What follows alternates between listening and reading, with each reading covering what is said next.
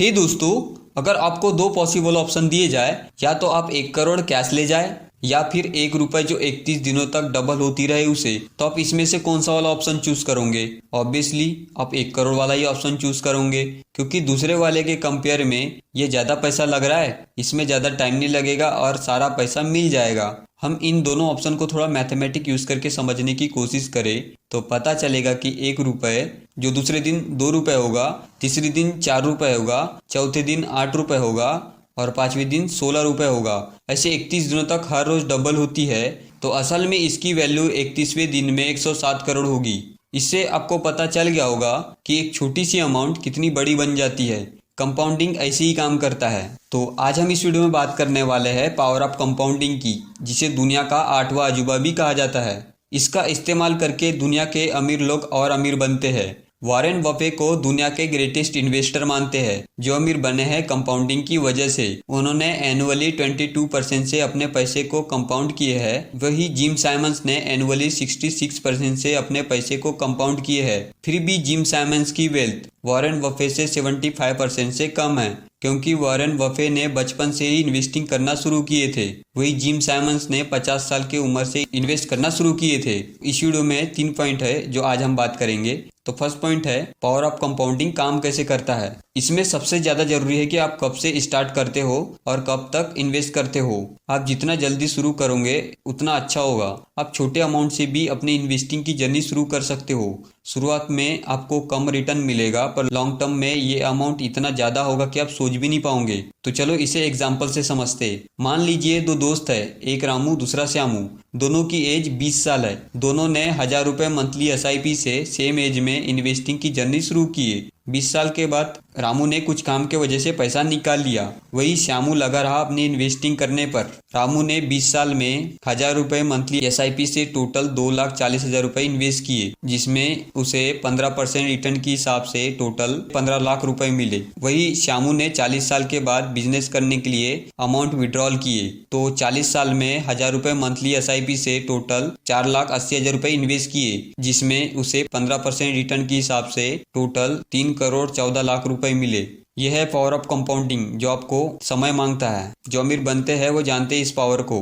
तो चलो एक और एग्जांपल लेते हैं। दो दोस्त रहते हैं, पहला राहुल दूसरा राजू। दोनों के पास 10-10 लाख रुपए रहता है। दोनों अपने पैसे को इन्वेस्ट करने का सोचते हैं। राहुल 5 लाख रुपए को FD में डालता है और बाकी 5 लाख को गोल्ड में इन्वेस्ट करता है। वही राजू भी 5 लाख को गोल्ड में इन्वेस्ट करता है और बाकी के 5 लाख को थोड़ा रिस्क लेके इक्विटी के इंडेक्स फंड में डालता है। अब इसे जल्दी से समझने की कोशिश करते हैं। 20 साल के बाद दोनों को कितना रिटर्न मिलता है वो देखते हैं। राहुल ने 5 लाख FD में डाले थे, जिससे उसे 7% का इंटरेस्ट मिला, जिसकी वैल्यू 20 लाख रुपए होती है। वही गोल्ड में 9% का इंटरेस्ट मिला, तो इसकी वैल्यू 28 लाख होती है।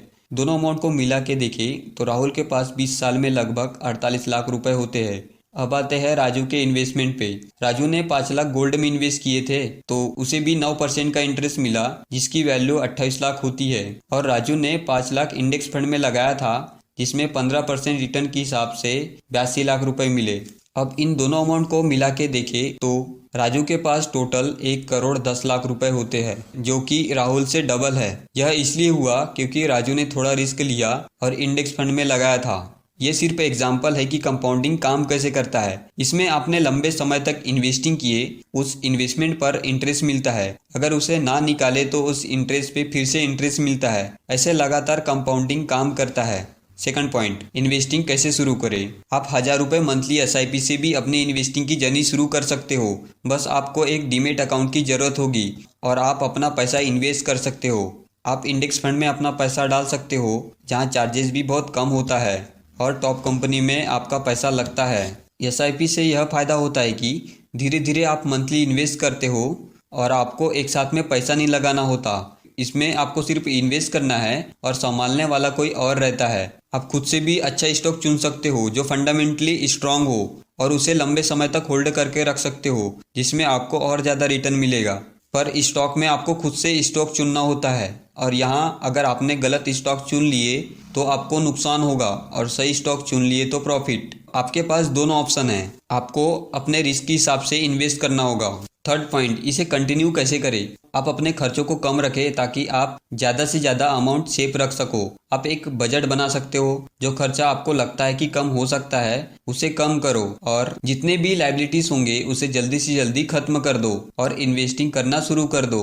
जैसे आप पैसा कमाना चालू कर दिए तब आपको अमाउंट सेव करना है और उसे फंडामेंटली स्ट्रॉन्ग कंपनी में इन्वेस्ट करना है। आप अब इन्वेस्टिंग चालू कर दिए तो उसे लगातार करते रहे ताकि आपका पैसा ज़्यादा से ज़्यादा कंपाउंड हो सके।